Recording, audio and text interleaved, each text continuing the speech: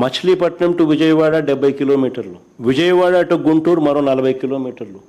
మచిలీపట్నంలో మేము కడతా ఉన్న పోర్టు, మా హయాంలో పోర్టుకు శ్రీకారం చుట్టాం, పనులు మొదలుపెట్టాం, పర్మిషన్లు తెచ్చాం, ల్యాండ్ ఇచ్చాం, ల్యాండ్ కొనుగోలు చేసినాం, ఫైనాన్షియల్ క్లోజర్ కంప్లీట్ చేసినాం, ఎవరితో ప్రమేయం లేకుండా దానికి డబ్బులు వచ్చేట్టుగా ఏర్పాట్లు చేశాం. ఈరోజు చెన్నై అనేది పోర్ట్ సిటీ, బాంబే అనేది ఈరోజు పోర్ట్ సిటీ. ప్లాన్ బి కింద మేము చెప్పినాం, మచిలీపట్నం టు విజయవాడ 70 కిలోమీటర్లు, విజయవాడ టు గుంటూరు మరో 40 కిలోమీటర్లు, మొత్తం ఈ 110 కిలోమీటర్లు నేషనల్ హైవే రోడ్డు ఉంది.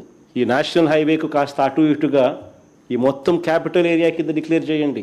మచిలీపట్నం నుంచి ఎంఏ తీసుకోండి, విజయవాడ నుంచి విఐ తీసుకోండి, గుంటూరు నుంచి GUN తీసుకోండి, మావి గన్ అని పేరు పెట్టండి. మచిలీపట్నం, విజయవాడ, గుంటూరు, మా వి గన్. సరే, గన్ అంటే బాగుండదు నీకు, అది జగన్ అనేది గుర్తుకొస్తుంది లేననుకుంటే సరే వేరే పేరు పెట్టండి. బ్రహ్మాండమైన 110 కిలోమీటర్లు క్యాపిటల్ ఏరియాని డిక్లేర్ చేయండి కారిడార్ కింద. కనీసము ప్లాన్ బి అన్న కనీసం పిక్చర్లోకి వస్తే అట్లీస్ట్ నువ్వు పెట్టే 2 లక్షల కోట్ల రూపాయలు ఈ రాజధాని ప్రాంతంలో, అది అయ్యేది కాదు, సచ్చేది కాదు. ఆ 2 లక్షల కోట్లలో 10% పెడితే చాలు. ఈ మచిలీపట్నంకు, ఈ విజయవాడకు, ఈ గుంటూరు మధ్య కనెక్టివిటీ కోసం, రింగ్ రోడ్లు, ఇతరాతర పనుల కోసం, ఇతర మౌలిక సదుపాయాలు, చిన్న చిన్న మౌలిక సదుపాయాల కోసం 10% పెడితే చాలు.